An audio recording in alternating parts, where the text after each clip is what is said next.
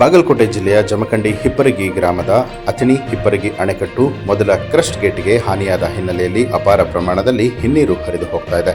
ಹಿಪ್ಪರಗಿ ಬ್ಯಾರೇಜ್ನ ತಾಂತ್ರಿಕ ದೋಷ, ಹಿಪ್ಪರಗಿ ಬ್ಯಾರೇಜ್ನ ಗೇಟ್ ಕಿತ್ತು ಹೋಗಿ ನೀರು ಪೋಲಾಗ್ತಾ ಇದೆ. 22ನೇ ಗೇಟ್ ನೀರಿನ ಒತ್ತಡದಿಂದ ಮುರಿದು ಹಾನಿಗೆ ಒಳಗಾಗಿದೆ. ಬ್ಯಾರೇಜ್ನ ಗೇಟ್ನ ಪ್ಲೇಟ್ ಬಿಚ್ಚಿ ಹೋಗಿದ್ದು ಹೇಗೆ ಅನ್ನುವಂಥ ಪ್ರಶ್ನೆ ಕಾಡುತ್ತಿದೆ. ಗೇಟ್ ನೀರಿನ ಒತ್ತಡಕ್ಕೆ ಮುರಿದು ಬಿದ್ದಿದೆಯಾ ಅಥವಾ ಬ್ಯಾರೇಜ್ನಲ್ಲಿ ಸಂಗ್ರಹಗೊಂಡಿದ್ದ ನೀರು ಪ್ರಮಾಣ ಹೆಚ್ಚಾಗಿದ್ದರಿಂದ ಇಡೀ ಗೇಟ್ ಮುರಿದಿದೆಯಾ ಅನ್ನುವಂಥ ಅನುಮಾನ ಕಾಡುತ್ತಿದೆ. ಬ್ಯಾರೇಜ್ನಲ್ಲಿ ನಿಂತಹ ನೀರು ಪೋಲಾಗ್ತಾ ಇರೋದರಿಂದಾಗಿ ನೀರಿನ ಒತ್ತಡ ಕಡಿಮೆ ಆಗಿರುವಂತಹ ಕಾರಣ ಯಾವುದೇ ಅನಾಹುತಗಳು ಸಂಭವಿಸಿಲ್ಲ. ಗೇಟ್ನ ಪ್ಲೇಟ್ ಯಾವ ಕಾರಣಕ್ಕೆ ಮುರಿದಿದೆ ಅನ್ನುವಂಥದ್ರ ಬಗ್ಗೆ ಇನ್ನೂ ಕೂಡ ಕಾರಣ ತಿಳಿದು ಬಂದಿಲ್ಲ. ಅಧಿಕಾರಿಗಳು ಈ ಬಗ್ಗೆ ಶ್ರಮಿಸ್ತಾ ಇದ್ದಾರೆ. ಸಮಸ್ಯೆಗಳನ್ನು ಆದಷ್ಟು ಬೇಗ ಬಗೆಹರಿಸುವಂಥ ನಿರೀಕ್ಷೆ ಇದೆ.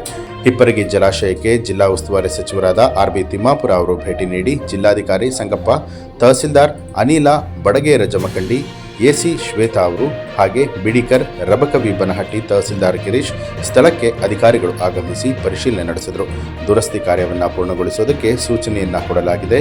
ಯಾವುದೇ ರೀತಿಯಾದ ತೊಂದರೆ ಆಗದಂತೆ ಜಿಲ್ಲಾಡಳಿತ ಮುನ್ನೆಚ್ಚರಿಕೆಯನ್ನು ವಹಿಸಿದೆ.